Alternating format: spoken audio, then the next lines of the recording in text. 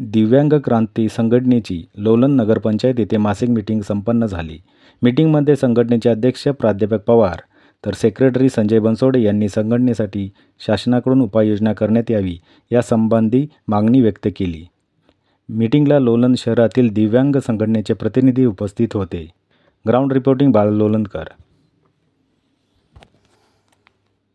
या ठिकाणी दिव्यांग कक्षामध्ये लोणंद दिव्यांग संघटनेच्या वतीनं आम्ही मीटिंग आयोजित केलेली आहे आणि नगरपंचायतच्या जे गाळे आहेत 5% दिव्यांगासाठी राखीव गाळे त्या संदर्भामध्ये आम्ही मीटिंग आयोजित केलेली होती आणि जे मुख्य अधिकारी आहेत त्यांनी आम्हाला सांगितलं की तुमच्यासाठी काही गाळे राखून ठेवलेले आहेत, तर त्या संबंधित चर्चा करायच्या आणि दिव्यांगाच्या कुठल्याही गाड्याचं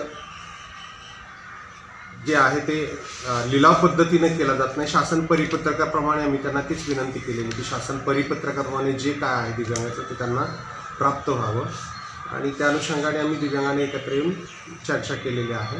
आता यानंतर आम्ही मुख्याधिकाऱ्यांच्या बरोबर बोलून मग पुढच्या गोष्टी सॉर्ट करू।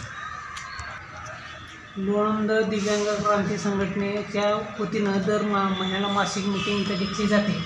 मासिक मीटिंगचा हा 3रा वर्ष आहे।